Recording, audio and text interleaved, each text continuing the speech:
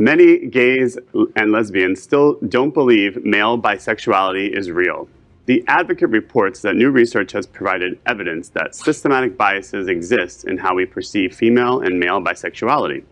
Researchers found that bisexual men were more likely to be viewed as being attracted to men more than women, while the same was not true for bisexual women.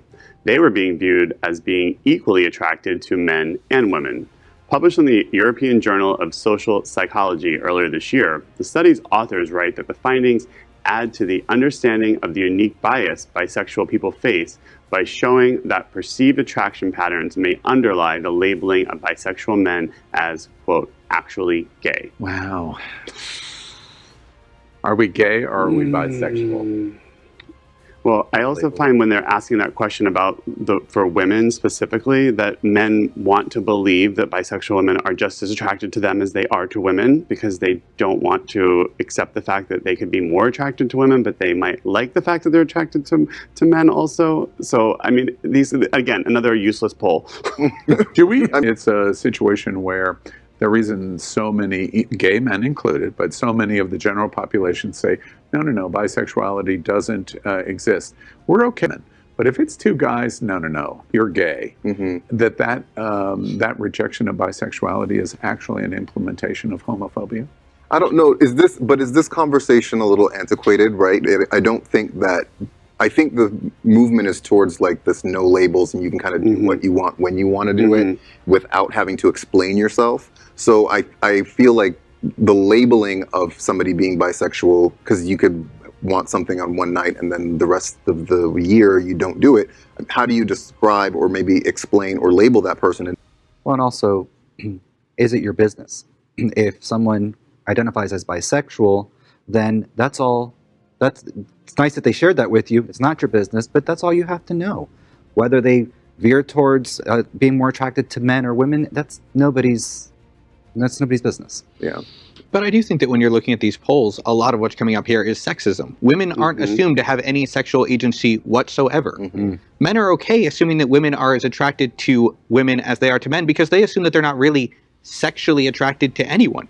They're objects rather than sexual actors. You know, that it's such an interesting point. We reported earlier in the year the most, we've been reporting LGBT identification numbers significantly, but specifically LGB. Trans is, it's a different character and statistical analysis. In LGB, we're reporting that many people are seeing in younger generation, and Gen Zers specifically, that the percentage numbers that are identifying as LG or B is much, much higher, maybe as much as 17 or 18%, compared to all of the statistics that show LGB in America is about 7%. So younger people are going, wait, why are you putting this label on me? And here's how I identify. What's really interesting about it is to the point that you just made. Our understanding for women is sexist, and our understanding for men is based on homophobia. And the proof of that is in the polling that has come out this year in 2021 of the characteristics of L, G, B, and T.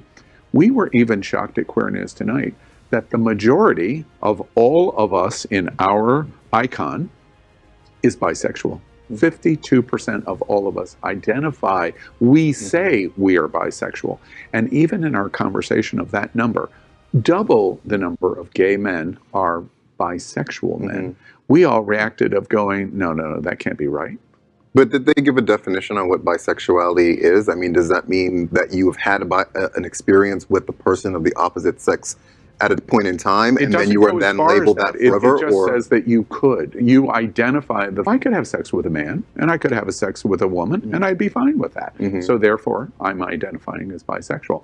And the majority of the LGB community, and I don't really understand how the T would be added, but the majority of our community identify in that category, 52%. It was, I gotta it's check a quite different shocking. box, y'all. Yeah. I mean, Things have gone down. Things have happened. A lot's going. it's so fluid, and you identify differently, throughout your lifetime. Not everyone necessarily, but it's The definitely. one good thing about this is tonight at 8 o'clock, or, as we're broadcasting, and then at 9 o'clock and at 10 o'clock at Fox News, a head is going to explode. LGBTQ plus news is vital for our community and for the broader world as a whole. We have enough enemies at Fox News.